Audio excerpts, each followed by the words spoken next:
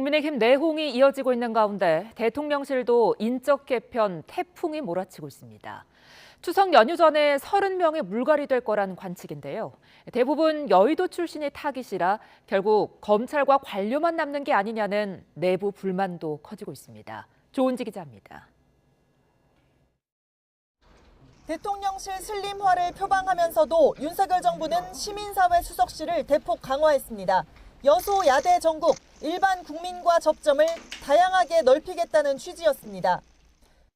180석 된 야당이 입법 전행을 한다든가 또 헌법 일탈 이런 법안들을 만들 때 좀 더 국민들에게 설득해야 될 의무이자 책임이 대통령에 있다고 봅니다. 그렇기 때문에 시민사회 수석실을 좀 강화해서 국민들의 직접 소통을 늘리겠다. 이후 넉 달 남짓 용산 대통령실 회심의 작품인 시민사회 수석실은 5개 비서관 가운데 3자리가 공석이 됐습니다. 보안 사고와 인사 개입 논란 등 잇단 잡음 끝에 정상적 업무가 불가능한 상황에 이른 겁니다. 조만간 통폐합하는 등 대폭 축소될 방침입니다.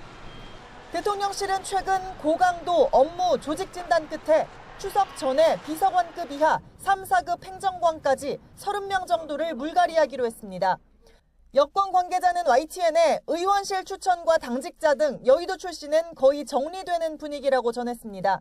초창기 판짜기를 주도한 이른바 윤핵관 그룹과 대통령실 주류가 된 검찰 관료의 힘겨루기라는 해석도 덧붙였습니다.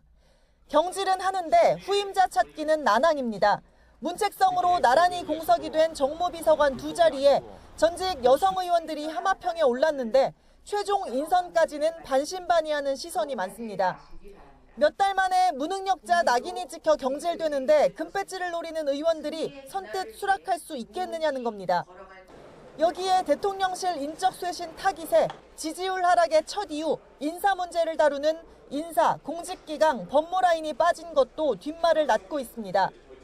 윤 대통령은 논공 행상은 끝났고 유능하고 헌신적인 일꾼만 남기겠다는 속내인데 정작 용산은 살벌한 감찰 정국 속에 어수선한 분위기만 이어지고 있습니다. YTN 조은지입니다.